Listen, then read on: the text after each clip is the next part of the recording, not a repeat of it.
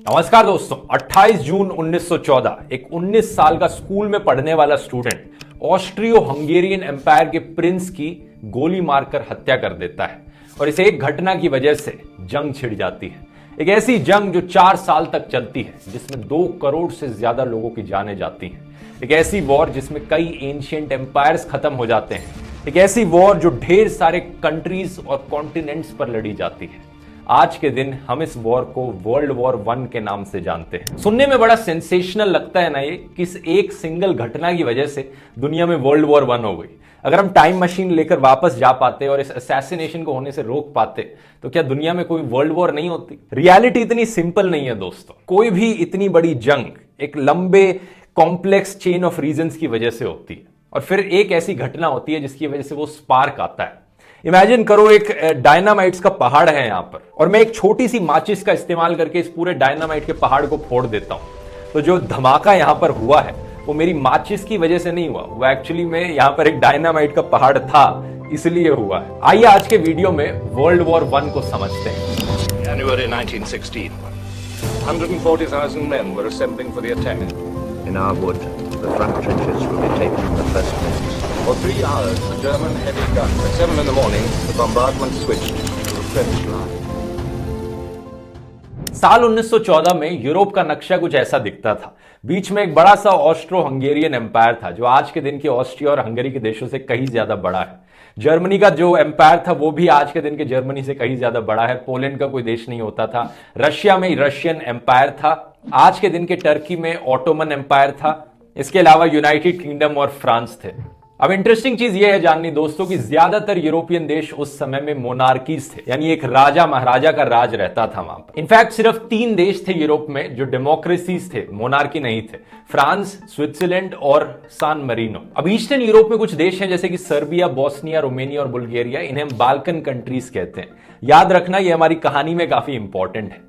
अपनी कहानी की हम शुरुआत करते हैं साल 1878 से। रशियन एम्पायर और ऑटोमन एम्पायर के बीच में एक जंग हुई थी। ऑटोमन एम्पायर एक तरफ था, रशियन एम्पायर दूसरी तरफ था, जो इन बाल्कन कंट्रीज की मदद कर रहा था ऑटोमन एम्पायर से अलग होने में। इस जंग के कंक्लूजन में 1878 में ट्रीटी ऑफ बर्लिन साइन करी गई थी। इस ट्रीटी के अनुसार ऑस्ट्रो हंगेरियन एम्पायर को हक दिया गया था कि बोस्निया और हेर्जेगोविना का जो रीजन है उसको ये एडमिनिस्टर कर सकता है टेम्पररली, लेकिन ऑफिशियली ये ऑटोमन एम्पायर का पार्ट रहेगा ये एरिया। लेकिन अक्टूबर 1908 में ऑस्ट्रो हंगेरियन एम्पायर ने बोस्निया और हेर्जेगोविना को एनेक्स कर लिया, इन्वेड कर दिया। उस समय का एक ये पॉलिटिकल कार्टून है जो बड़ा इंटरेस्टिंग है देखना। ऑटोमन के सुल्तान अपने हाथ पकड़कर खड़े हैं, हेल्पलेस फील कर रहे हैं, क्योंकि ऑटोमन एम्पायर के अंदर इंटरनल प्रॉब्लम्स आने लग रही थी, रेवोल्यूशंस होने लग रही थी अपनी।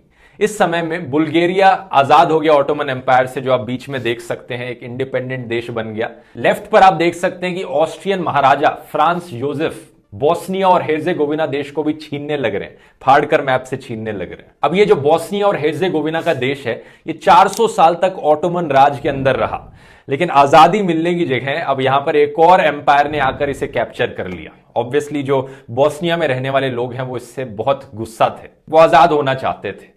उनकी नेबरिंग कंट्री सर्बिया में भी लोग बड़े गुस्सा थे इस चीज को होते हुए देखकर। सर्बियन लोगों का बोस्नियन लोगों के साथ ना सिर्फ एक ज्योग्राफिकल कनेक्शन था बल्कि एक एथनिक कनेक्शन भी था। एक्चुअली में ये जो सारी कंट्रीज हैं ईस्टर्न यूरोप की, इनकी एथनिसिटी है स्लाव्स की। बहुत से लोग इन देशों में रहने वाले इस कनेक्शन को फील करते हैं। इनफैक्ट अगर आप इस मैप के बॉटम साइड पर देखोगे, जो डार्क ब्लू में कंट्रीज हैं, इन कंट्रीज के लोग अपने आप को साउथ स्लैव्स करके बुलाते हैं और बहुत से लोगों ने इन देशों में एक साउथ स्लैविक नेशन की भी डिमांड करी। तो सर्बिया ने कंप्लेन करी यहां पर कि ऑस्ट्रिया हंगरी का जो एम्पायर है वो ना सिर्फ बोस्निया को इन्वेड कर रहा है बल्कि हमारे साउथ स्लैव्स को इन्वेड करने लगा। अब इस देश पर कब्जा करने से पहले ऑस्ट्रिया हंगरी के फॉरेन मिनिस्टर ने ऑलरेडी रशियन फॉरेन मिनिस्टर के साथ बात कर ली थी कि रशिया इससे ऑब्जेक्ट ना करे, हम आपको पहले बता रहे हैं हम इस देश पर कब्जा करने वाले हैं। और रशिया ने बात सुन भी ली थी क्योंकि रशिया को रिटर्न में कुछ और चाहिए था। इस नक्शे को देखिए, ये है ब्लैक सी, इसके नीचे है सी ऑफ मारमारा,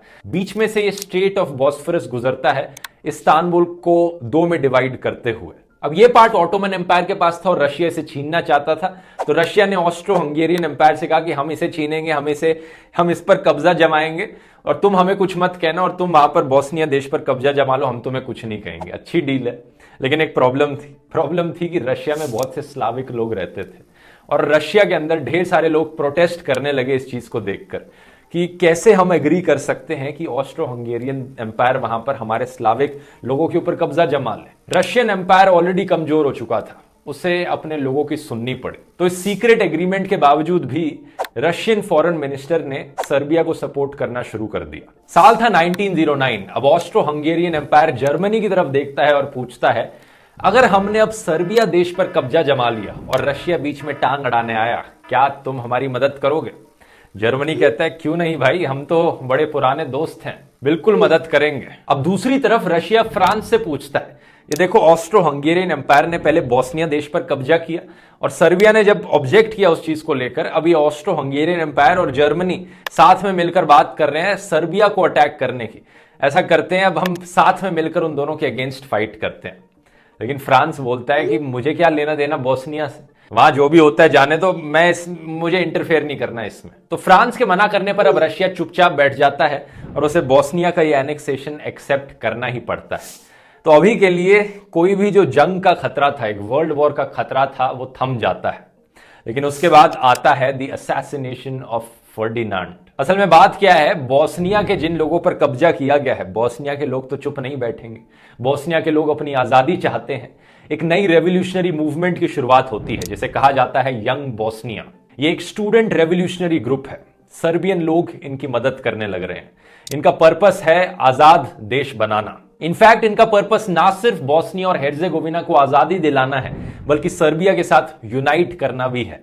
ये चाहते हैं कि ये एक अखंड साउथ स्लाविक राष्ट्र बनाए, यूगोस्लाविया। क्या नाम है, यूगोस्लाविया। यूगो का मतलब होता है साउथ, तो साउथ स्लाविक कंट्री बने एक, जो कि स्पॉइलर अलर्ट बाद में जाकर बन भी जाती है। हालांकि आज के जमाने में बनकर टूट भी गई है ये कंट्री। लेकिन एनीवेज 28 जून 1914 को ऑस्ट्रिया हंगरी के जो प्रिंस हैं फर्डिनांड, वो अपनी वाइफ सोफी के साथ बोस्निया की एनेक्स्ड टेरिटरी में सफर करने जा रहे होते हैं। वैसे तो ये हिंदी वाला सफर करना चाह रहे थे, लेकिन जल्द ही इंग्लिश वाला सफर कर बैठे। 6 बोस्नियन रेवोल्यूशनरीज ने प्लान किया कि वो इन्हें मारेंगे। सुबह के करीब 10 बजे एक रेवोल्यूशनरी जिनका नाम था कैब्रिनोविक एक बॉम्ब फेंकते हैं फर्डिनांड की गाड़ी के पास। लेकिन ये बॉम्ब गाड़ी से बाउंस होकर साइड वाली सड़क पर फट जाता है और 20 लोग इंजर्ड हो जाते हैं। फर्डिनांड बचकर भाग निकलते हैं। ये जिस मीटिंग में जा रहे थे उस मीटिंग को कैंसिल कर देते हैं शौक में आकर, और बोस्नियन मेयर से कहते हैं, हम आपके शहर घूमने आए और हमारा स्वागत आपने बम से किया, ये तो आउटरेजियस है। प्रोग्राम कैंसिल करके ये हॉस्पिटल जाने की सोचते हैं, जो लोग इंजर्ड हुए हैं उनसे मिल सकेंगे। हॉस्पिटल के रास्ते में इनकी गाड़ी गलती से एक गलत टर्न ले लेती है बाय मिस्टेक। जब ये गाड़ी मोड़ने लगते हैं वापस सही जाने के लिए, रियलाइज करते हैं कि एक्चुअली में ये एक रेवोल्यूशनरी के सिर्फ 5 फीट की दूरी पर आ गए हैं। एक 19 साल का स्कूल का स्टूडेंट गवरीलो प्रिंसेप, जिसकी मैंने वीडियो में शुरू में बात करी, यही वो इंसान है जो गोली चला देता है फर्डिनांड और उनकी वाइफ सोफी पर और हत्या कर देता है ऑस्ट्रो हंगेरियन एम्पायर के प्रिंस की। गवरीलो प्रिंसेप को इमीडिएटली अरेस्ट कर लिया जाता है, लेकिन इसकी एज 20 साल से 2 महीने कम होती है और लॉ के हिसाब से फांसी नहीं दी जा सकती, तो इसलिए 20 साल जेल दी जाती है गवरीलो को इस असैसिनेशन के लिए।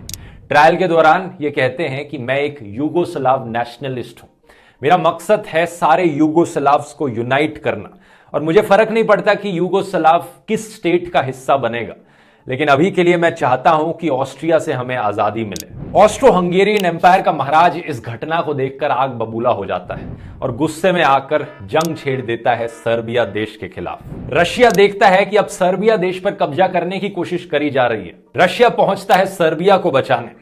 जर्मनी देखता है कि रशिया अब ऑस्ट्रो हंगेरियन एम्पायर के खिलाफ जा रहा है, तो जर्मनी पहुंचता है ऑस्ट्रो हंगेरियन एम्पायर को बचाने। इस बारी फ्रांस भी पीछे नहीं रहता और फ्रांस पहुंच जाता है रशिया और सर्बिया के सपोर्ट में। यहां पर एक बड़ी इंटरेस्टिंग चेन बन गई है जिसे चेन ऑफ फ्रेंडशिप कहा जाता है। बड़ा ही इंटरेस्टिंग ये कार्टून है जो इस सिचुएशन को डिस्क्राइब करते हुए बनाया गया था। यहां पर इटली देश एक्चुअली में ऑस्ट्रिया हंगरी और जर्मनी के साथ अलायंस में था, लेकिन अपनी एग्रीमेंट से पीछे हट जाता है इटली इन दोनों को सपोर्ट करने से, क्योंकि एग्रीमेंट में कहा गया था कि अगर हमारे देश के ऊपर कोई हमला होता है तब हम आपकी मदद कर सकते हैं। लेकिन यहां पर तो लिटरली ऑस्ट्रिया हंगरी और जर्मनी इन्वेड करने लग रहे हैं सर्बिया देश को, खुद से हमला करने लग रहे हैं, तो हम पीछे हट रहे हैं। लेकिन क्योंकि ऑटोमन एम्पायर की दुश्मनी थी रशिया के साथ, तो ऑटोमन एम्पायर पहुंच जाता है ऑस्ट्रो हंगेरियन एम्पायर के सपोर्ट में। अब यहां पर यूनाइटेड किंगडम की भी इन्वॉल्वमेंट हो जाती है, क्योंकि रशिया, फ्रांस और ब्रिटेन की एक अलायंस ट्रीटी थी ट्रिपल एंटेंटे करके, और इस तरह से एक बड़ी जंग होती है, द ग्रेट वॉर, जहां पर ये सारी कंट्रीज एक दूसरे के साथ जंग पर आ जाती है। बाद में यूएसए और जापान जैसे देश भी जुड़ जाते हैं इस जंग में ब्रिटेन और फ्रांस का सपोर्ट करने, और ऑब्वियसली जिन देशों पर ब्रिटिश राज था, जैसे कि इंडिया, वो देश भी इन्वॉल्व हो जाते हैं इस जंग में, क्योंकि ब्रिटिश को सोल्जर्स की जरूरत थी। तो सबसे आसान ऑप्शन रहेगा कि जिन देशों पर ब्रिटिश ने कॉलोनाइज कर रखा है, ऑब्वियसली उन देशों के लोगों को इस्तेमाल किया जाए सोल्जर्स की तरह। तो ढेर सारे इंडियंस भी जाते हैं ब्रिटेन के बिहाफ पर इस वर्ल्ड वॉर वन में पार्टिसिपेट करने के लिए। तो ऐसे शुरुआत होती है दोस्तों वर्ल्ड वॉर वन की। लेकिन यहां पर एक बहुत ही जरूरी सवाल उठता है, ये सारे देश क्यों इतने उत्सुक थे एक दूसरे के खिलाफ जंग लड़ने के लिए? आज के दिन ऐसा कुछ हो जाए तो इतने सारे देशों के बीच में जंग तो नहीं होगी। उस समय क्या ऐसा अलग था कि ये सारे देश जंग पर गए? इसके 4 मेन कारण बताए जाते हैं दोस्तों: नेशनलिज्म, इंपीरियलिज्म, मिलिटेरिज्म और अलायंसेस। नेशनलिज्म का यहां पर मतलब है दोस्तों बिना लिबरेशन के नेशनलिज्म, बिना आजादी का नेशनलिज्म। एक ऐसा नेशनलिज्म जो रेस पर आधारित हो, जो इस पर आधारित हो कि मेरी कंट्री बेस्ट कंट्री है दुनिया की, और जो बाकी कंट्री है उनके खिलाफ एक एग्रेसिव एटीट्यूड होना, बाकी कंट्रीज को एक निचली नजर से देखना। जब बिस्मार्क ने जर्मनी को यूनिफाई किया था 1871 में, वो नेशनलिज्म के बेसिस पर किया था। लेकिन फिर भी जर्मनी एक कॉन्स्टिट्यूशनल मोनार्की थी, प्रशियन मोनार्की के अंडर। लोगों के अंदर इस नेशनलिज्म की भावना का इन राजा महाराजाओं ने फायदा उठाया, दुरुपयोग किया, लोगों को कन्विंस किया कि यहां पर वॉर पर चले जाओ अपने देश के लिए। और यहां पर इन्होंने वॉर डिक्लेयर करी इंपीरियलिज्म के लिए, बाकी कंट्रीज को ऑक्यूपाई करने के लिए, उन पर कब्जा करने के लिए। अब यहां पर आप सोचोगे अपने देश को मैनेज करना ही इतना मुश्किल काम होता है, ये लोग अपनी कंट्रीज के बॉर्डर्स को क्यों एक्सपैंड करना चाह रहे थे, क्यों दूसरी कंट्रीज पर कब्जा करना चाह रहे थे और सिरदर्द उठाना चाह रहे थे? इसका सिंपल आंसर है दोस्तों, लूट मचाना। राजा महाराजा दूसरे देशों पर कब्जा करते थे, एक तो अपनी प्राइड के लिए, पावर पाने के लिए, ये देखो मेरे अंदर कितना इलाका आता है, इतने बड़े एरिया पर मेरा राज है, और दूसरा रिसोर्सेज को एक्सप्लॉइट करने के लिए उन एरियाज के। कहीं पर सोना पाया जाता था, उसे लूट कर अपनी ट्रेजरी में रखने के लिए। और 1900s तक ये जो काम था लूटने का, ये कैपिटलिस्ट कंपनीज भी करने लग गई थी, जैसे कि east India company. East India company ने ही तो पहले कब्जा किया था इंडिया के एरियाज और इंडिया की वेल्थ को ड्रेन करना शुरू किया था। इसलिए कई लोग इंपीरियलिज्म को हाईएस्ट स्टेज ऑफ कैपिटलिज्म करके पुकारते हैं कि कैपिटलिस्ट बाकी देशों पर कब्जा करके उनके रॉ मटेरियल और चीप लेबर का फायदा उठाते हैं अपना प्रॉफिट कमाने के लिए। उस समय के एक फेमस कैपिटलिस्ट हेनरी फोर्ड, जिन्होंने फोर्ड कंपनी की शुरुआत करी थी, उन्होंने इनफैक्ट खुद एक बड़ा फेमस डायलॉग कहा था वॉर और कैपिटलिज्म को लेकर। Do you want to know the cause of war? It is capitalism, greed, the dirty hunger for dollars. Take away the capitalist and you will sweep war from earth. जो imperialism था दोस्तों, ये बिना militarism के possible नहीं था। बहुत सारा पैसा खर्च करना पड़ता था इन कंट्रीज को मिलिट्री पर, ताकि ये और देशों पर कब्जा कर सकें सिंपली बाय ब्रूट फोर्स।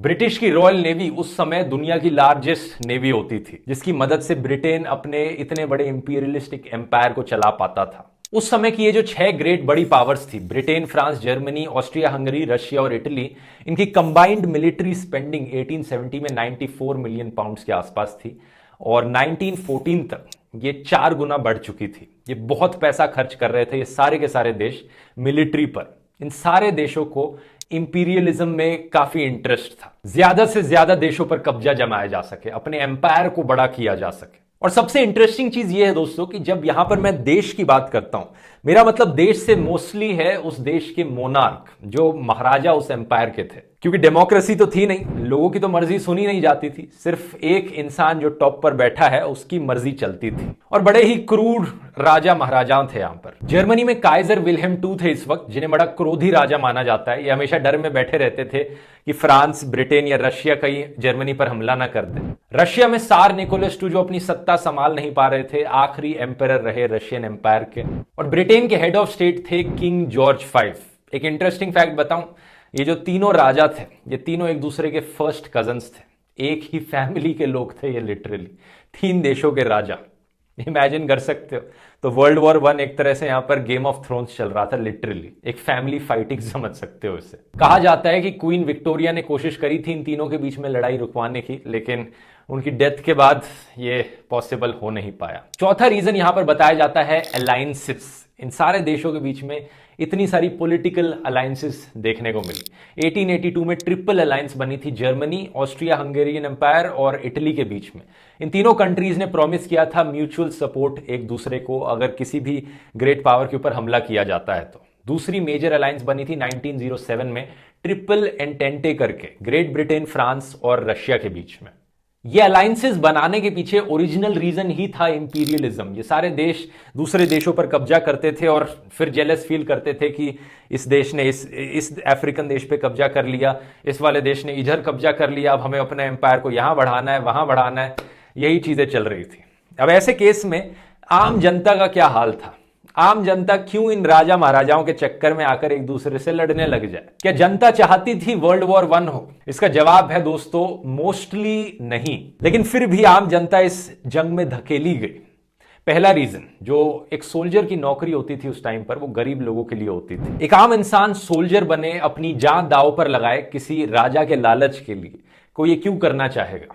पैसे के लिए, एम्प्लॉयमेंट की कमी की वजह से। जिन लोगों को कहीं और एम्प्लॉयमेंट नहीं मिल पाती थी वो सोल्जर की तरह फिर नौकरी ढूंढते थे इन देशों में। अब चलो, अपने देश की सुरक्षा के लिए अगर जंग लड़नी है तो अलग बात है, लेकिन यहां पर किसी दूसरे देश पर कब्जा जमाने के लिए, दूसरे देश को इन्वेड करने के लिए क्यों जंग लड़ना चाहेगा कोई? मोटिवेशन कहां से आएगा इसका?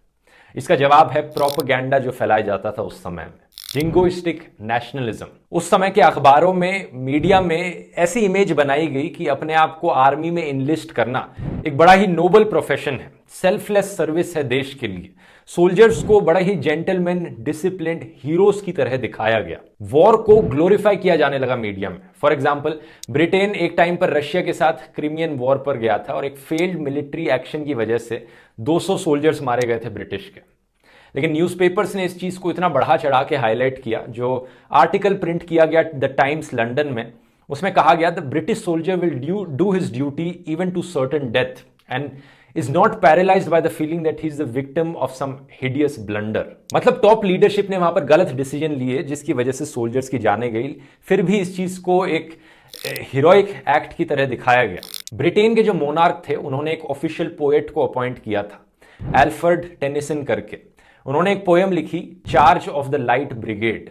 ये one of the first poems थी दुनिया में जो सोल्जर को हीरो की तरह दिखाती है। एक और फेमस इंग्लिश पोएट थे रूपर्ट ब्रुक करके, उनकी पोएम्स द सोल्जर या फिर द डेड, वॉर और डेथ को एक ग्लोरियस चीज की तरह दिखाती थी। इनकी खुद की डेथ वर्ल्ड वॉर 1 में हुई थी और विंस्टन चर्चिल ने इनकी पोएम का इस्तेमाल किया एक डेथ नोट की तरह बाकी और लोगों को रिक्रूट करने के लिए। तो इस तरह का वॉर मॉन्गरिंग प्रोपेगेंडा उस टाइम पर फैलाया जाता था। दिखाया जाता था कि जंग पर जाना अपने देश के लिए बड़ी अच्छी चीज है। मैं यहां पर देश कहने लग रहा हूं क्योंकि देश यहां पर कोई डेमोक्रेटिक कंट्री नहीं थी। देश यहां पर एक राजा के अंदर शासन था और आप बेसिकली जंग पर जा रहे थे उस राजा के लिए। लेकिन हर कोई इस प्रोपेगेंडा के इन्फ्लुएंस में नहीं आया।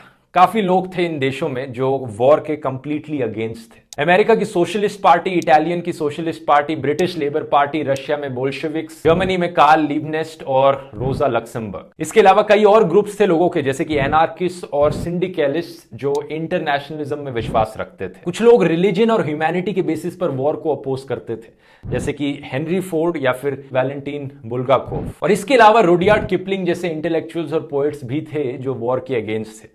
इन्हें आप जानते होंगे, जंगल बुक के ऑथर हैं। The charge of light brigade की पोएम के अगेंस्ट इन्होंने एक काउंटर पोएम लिखी थी, the last of the light brigade, जो हाईलाइट करती है कि किन बुरी परिस्थितियों से सोल्जर्स को गुजरना पड़ता है एक जंग लड़ते वक्त। सिमिलरली विल्फ्रेड ओवन की कुछ पोएम्स थी जो वॉर का कड़वा सच दिखाती थी। पॉइजनस फ्यूम्स, हाथ पैर घाव से भरे हुए, खून की खांसी।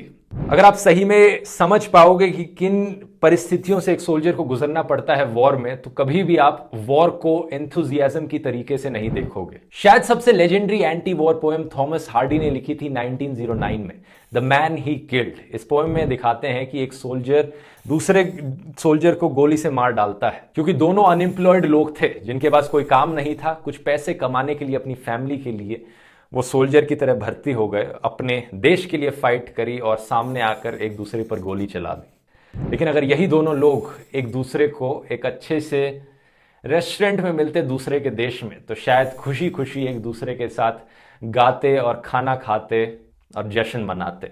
यही रीजंस हैं दोस्तों कि हर सोल्जर जो वर्ल्ड वॉर 1 में लड़ा था वो इस खराब वॉर मॉन्गरिंग प्रोपेगेंडा के इन्फ्लुएंस के अंडर नहीं आया, और हमें कई केसेस ऐसे देखने को मिले जहां पर कई म्यूटिनीज हुई। फ्रांस में एक केस हुआ कि एक पूरी बटालियन ने हाथ खड़े कर दिए कि हम ये जंग नहीं लड़ रहे। रशिया में सोल्जर्स ने अपने ही राजाओं के खिलाफ जंग छेड़ दी। और सबसे इंटरेस्टिंग तो केस है the Christmas truce of 1914। 1914 year में जब वॉर चल रही थी, क्रिसमस का टाइम आया, तो एक तरफ ब्रिटिश सोल्जर्स, एक तरफ जर्मन सोल्जर्स साथ में आ गए क्रिसमस सेलिब्रेट करने जंग के मैदान पर। We were in the front line. We were about 300 yards from the Germans, and we had, I think, on Christmas Eve, we'd been singing carols and this, that, and the other, and the Germans had been doing the same. Eventually, a German said, "Tomorrow, you no shoot, we no shoot."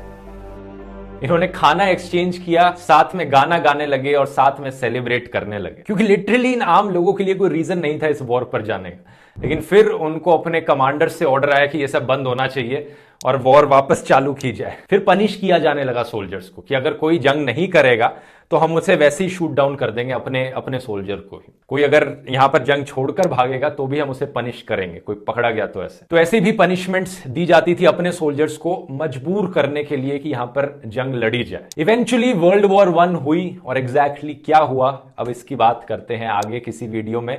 इस video के एक part 2 में बात करते हैं कि exactly world war 2 में कौन सी कंट्रीज ने फाइट करी, किन की जीत हुई, और यहां पर इंडिया की क्या इन्वॉल्वमेंट थी इस जियोपॉलिटिकल गेम में। उम्मीद करता हूं वीडियो इन्फॉर्मेटिव लगा होगा। पसंद आया तो कारगिल वॉर वाला वीडियो भी देख लो, और ऐसे ही कई और मैंने हिस्टोरिकल एजुकेशन वीडियोस बनाए हैं, आप पूरी प्लेलिस्ट देख सकते हैं यहां पर। मिलते हैं फिर अगले वीडियो में। बहुत बहुत धन्यवाद।